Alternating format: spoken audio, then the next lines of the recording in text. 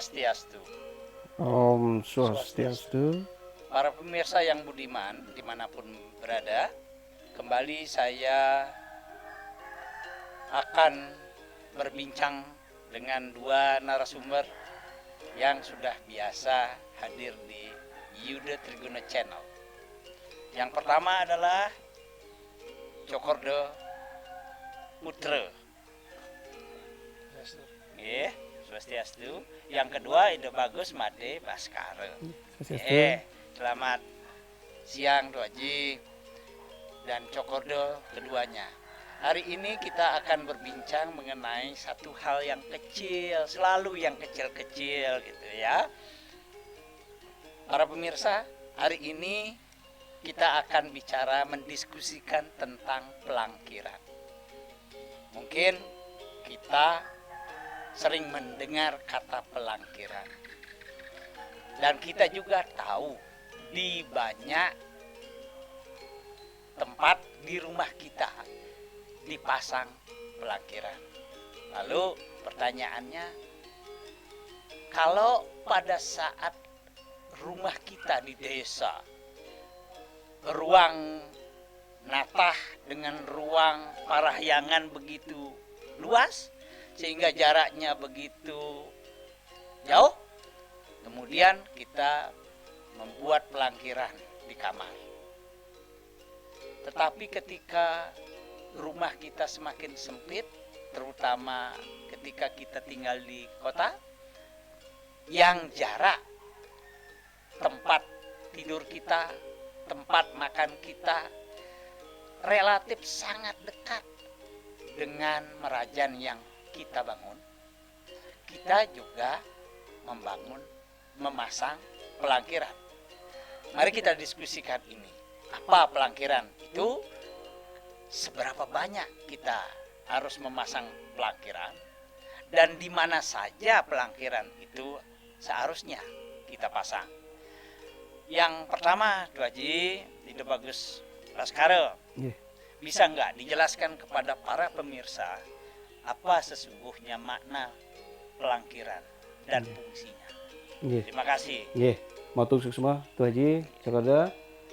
Nah, kalau kita berbicara tentang pelangkiran, memang rujukan teksnya Nike ada dalam teks-teks kita di Bali. Nah, kalau kata pelangkiran pun Nike, nah ada yang memaknai kata langkir punike artinya gunung.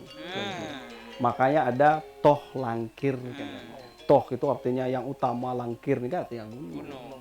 Ini adalah bahasa-bahasa kuna Bali. Jadi kata langkir nike adalah sebagai kata ganti untuk gunung. Nah, kata pelangkiran, nah dikaitkan juga dalam berbagai proses pemujaan, terutama digunakan sebagai sarana pelinggihan, tapaan, daksina dan sebagainya. Nah, jadi pelangkiran punika dapat dikelompokkan fungsinya tadi menjadi dua. Yang pertama difungsikan sebagai palinggihan, stana. Yang kedua difungsikan sebagai penyawangan. Nah, jadi dari dua fungsi inilah di mana sepatutnya pelangkiran itu diletakkan sesuai dengan fungsi yang tadi, sebagai penyawangan dan sebagai pelinggihan. Nah, ini pembedanya dari fungsinya. Kalau mau difungsikan sebagai pelinggihan, tentu ini disesuaikan dengan iste dewata yang dipuja. Apa yang dipuja di sana, Nah, jadi seperti itu Haji sampaikan, ketika pelangkiran itu dipasang di kamar, siapa yang dipuja di sana, Nah, memang ketika kita cari sumber sastranya, ada teks-teks yang cukup jelas mengenai ini jadi ide betara yang guru bermanifestasi peniki. Ide betara yang guru melinggih sinar suci beliau di Tugu Karang. Ide meparab sugra yang Durga Manik. Jadi masing-masing manifestasi ide betara Siwa Guru niki dibuatkan pelinggih Nah, ketika beliau menjadi kalau Raja Buta Raja, beliau dibuatkan pelingih yang bernama pelingih Taksu. Nggih. Nah, ini lengkap dengan Pancadatu. Nah, kalau pelangkiran berbeda. Nah, kalau pelangkiran puniki jika ditempatkan di kamar, nike manifestasi ide Betara Siwa Guru dipuja sebagai Hyang Semarereke namanya. Semarereke atau Hyang Kamereke. Kamereke. Nggih, jadi yang disebutkan sebagai Semarereke atau Kamereke itu adalah manifestasi ide Sang Hyang Widiwasa yang memberikan kepuasan kehidupan duniawi kan. Nah, makanya diposisikan di kamar kan. Terutama yang sudah menikah. Dari sanalah yang Semarejaya dan Semarerate dipuja. Nah, inilah yang berkaitan dengan aktivitas intim suami istri yang nanti melahirkan generasi Suputra. Nah, di sanalah yang Semarereke dipuja. Jadi pantas ditempatkan di kamar. Nah, ketika yang Semarereke niki sampun berevolusi, ketika yang menikah niki sampun memiliki anak, ketika niki ditempatkan kemudian anaknya pada kamar khusus, niki juga dibuatkan pelangkiran. Nah, yang dipuja manifestasi ide Betara Siwa Guru sebagai Semarereke kemudian berubah menjadi Dewa Ningrare. Siapa Dewa Ningrare? Nah, sebelum Meketus nika ada yang menyebut berbeda-berbeda. Nah, yang paling penting sebelum Meketus atau sebelum Menek Bajang nika Hyang Komaro Kumari di sana distanakan kan?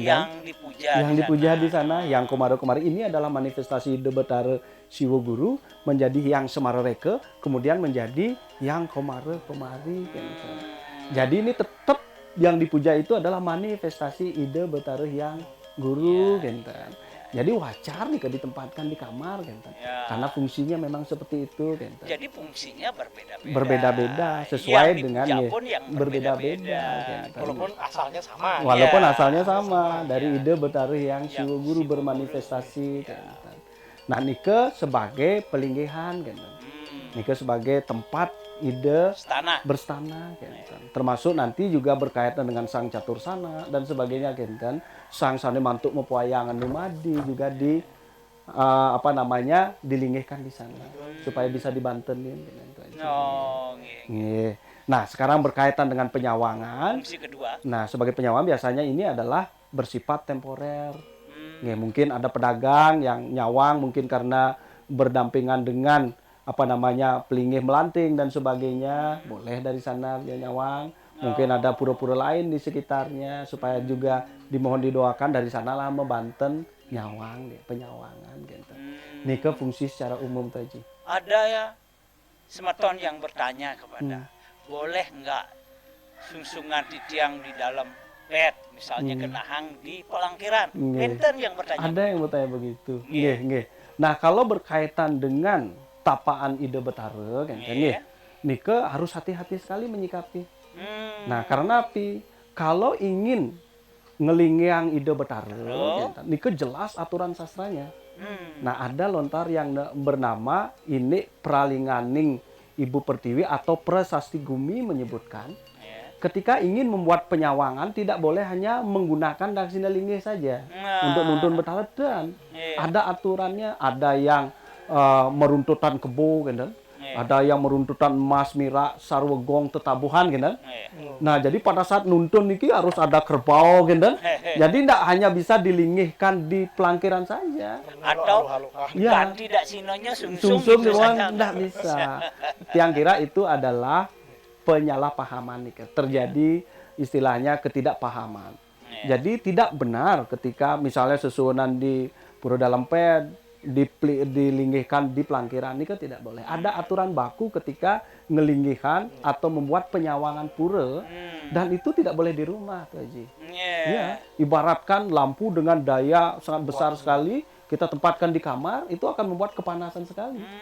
Bagaimana dengan sesana manut linggih kecemaran dan sebagainya itu tidak boleh sembarangan. Tapi kalau itu bukan di pelangkiran tetapi di merajannya seseorang. Di merajan itu pun harus di luar pekarangan tuh Haji. Karena berbeda nuntun ngelinggihan, kalau mau nuntun sinar suci beliau lebih baik pakai tirta tuh Haji. Meraga tirta nih kan. kalau kita tuntun dalam bentuk daksina pelingih, itu ada aturan baku untuk membuat penyawangan kan Tuh Haji. Itu harus dipahami nih oleh masyarakat Haji. Tidak boleh sembarangan Tuh Haji. Karena akan ngelingihan itu dibaratkan membuat penyawangan penyimpangan, pesimpangan itu istilahnya, dan itu jelas ada aturan sastranya. Misalnya kalau ingin membuat pura penyawangan besakih misalnya, itu tidak boleh di rumah. Daksina pelingihnya tidak boleh ditempatkan begitu saja. Harus ada areal kosong, dan ketika nuntun tapak Nida Betara, itu harus diiringi dengan kerbau paling tidak sebanyak 10 kerbau. Itu aturannya. Niko wenten lontar yang bernama ini Prasastining Gumi namanya. Niko salah satu yang memuat sangat detail sekali bagaimana cara membuat pesimpangan pura. Itu tidak boleh sembarangan. Nah, sekarang memang banyak masyarakat yang boleh jadi euforia, artinya tiba-tiba mengikuti ngenahan nunas daksina pelingih ring dalam ped misalnya ampura kelingyang di kamar. Nah, itu sebenarnya menyalahi aturan, tidak boleh segampang itu. Kalau ingin berhubungan secara niskala tetap dengan beliau, lebih baik pakai tirta. Jadi tirta tunas linggihan di kamar suci atau di pelanggaran atau di pelingih merajan. Niko sama juga, Ida Betara Meraga Tirta kan? Itu yang harus hati-hati sekali memahami fenomena sekarang tadi. Saya kira ini penjelasan yang menarik untuk kita ketahui agar kita tidak salah arah. Betul. Maksud kita bakti tetapi kemudian berakibat buruk bagi kita karena kita tidak mampu memperlakukan yang esa, yang maha itu sesuai dengan status beliau. Ya, coba ada hal yang ingin didiskusikan dengan Dua Haji. Ini sangat menarik sekali. Sangat menarik. Kita lihat tiap hari, tiap hari, tetapi kita tidak tahu, hanya mengikuti, melakukan, mengikuti, tetapi tidak tahu apa maknanya. Nah, karena zaman makin kan tanah makin sempit. Nah, yang ini kebetulan ada ide, jadi numas enten semacam tanah kecil lah di kota dengan Nah, pun nabi ini nabi yang patut lakukan untuk naik kamar, luang kamar, panyidang enten. Tapi persaingannya mersayuban dari kota. Nah, nabi perlu pelangkiran di kamar, napi perlu cuma padmo atau napi menten, kira-kira pernikahan ya. Itu pertanyaan dari masyarakat umum mungkin. Mungkin nih guys. Berapa jumlah pelangkirannya tuh? Betul. Niki sampun harus dipahami juga. Nah, jadi ini juga sebagai penanda bahwa agama Hindu Bali ini sangat fleksibel sekali. Sangat fleksibel sekali. Kata kuncinya fleksibel. Fleksibel sekali. Nah, ketika kita menempatkan pelingih misalnya, pelingih jangkep gitu. Dalam artian pelingih jangkep nih ada bangunan pelingihnya lengkap, ada padmasari ataupun tugu karang gitu. Nah, bukan pelangkiran. Kalau pelangkiran itu kan hanya terbuat dari kayu. Nah, kalau kita buat pelingih yang bersifat skala nyata dengan ada dasar dan pancadatunya, tiang kira dengan tipe rumah yang minimalis, padmasari dan tugu karang sudah cukup. Nah, selanjutnya kalau mau membuat pelangkiran gitu. Nah, niki disesuaikan mungkin sesuai dengan fungsi dari bangunan punika. Nah, misalnya kalau di kamar ya tetap dibuat pelangkiran. Nah, nike untuk ngasih tahu untuk memuja yang semarereke. Nah, kalau anak-anak misalnya sudah punya kamar gitu, tetap juga dibuat pelangkiran karena nike untuk dewa ning rare. Nah, nikalah yang berkelal komari. Nah, kemungkinan ada dapur misalnya juga tetap dibuat pelangkiran karena dari sanalah kita ngelingyang sang yang merte, ngelingyang lingih Ida Betara Brahma, termasuk di sumur gitu. Nah, di sumur juga sebagai walaupun sumur bor tetap nika Ida Betara Wisnu yang dipuja di sana gitu. Nika perbedaannya. Nah, pelangkiran nika itu sangat fleksibel tuh Haji.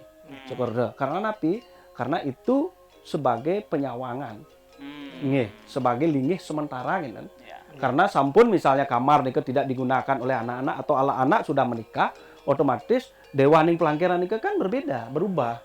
Tadinya yang komare mungkin karena anak nika sudah menikah, tetap tinggal di kamar nika berarti mengalami perubahan status. Jadi yang komare nika berubah menjadi yang semarereke lagi. Berubah lagi. Makanya nika bukan pelingih yang bersifat permanen.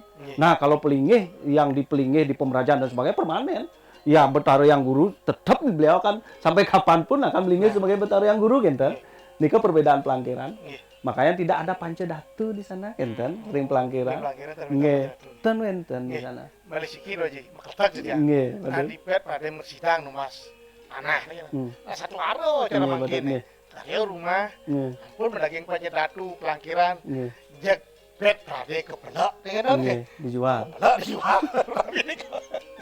Nah, niki bagusnya ketika rumah niki yang dibuat hanya sekedar pelangkiran, kan? Nah, niki cukup diperlindungi dengan cara yang sederhana. Nah, tetapi ketika bukan hanya pelangkiran, Haji, nika ada pelingih dalam bentuk fisik, ada dasar, ada pancadatu, sampun pancadatu pedagingan, otomatis harus melewati prosesi perlinam di sana. Memperlina dia. Jadi ada prosesi nuntun, merelina nika jangkep nika. Merelina dasar, merelina pancadatu pedagingan, merelina pemelaspas, merelina ulap-ulap sama orti niki semua diperlina dulu. Nah, kalau hanya pelangkiran, nika nenten perlu cukup dipelingih kandak sinanya siratin tito pelina selesai sudah. Karena hanya sekedar linggih sementara. Yang sifatnya temporer kan dan Toji. Lebih ringan. Ini sudah jelas kan, kita ini ternyata baru tahu semua jalan keluarnya. Hindu itu ternyata fleksibel. Ya, kata kuncinya fleksibel. Kata kuncinya fleksibel. Para pemirsa Yuda Triguna Channel yang berbahagia. Jadi pelangkiran itu tanah yang juga dapat berubah fungsinya. Sesuai dengan siapa yang tinggal atau menempati kamar-kamar itu. Yang jelas bahwa itu adalah sebuah usaha yang sistematik dari umat untuk mendekatkan diri dengan Yang Maha. Ya, mudah-mudahan para sedharma dimanapun berada dapat memperoleh pencerahan dari konten ini. Saya sendiri baru tahu, Cokordo ternyata juga baru tahu, dan kita mudah-mudahan tersadarkan dan tercerahkan dengan perbincangan singkat ini. Terima kasih, saya akhiri dengan Prama Sakti. Om Santi, Santi, Santi, Om.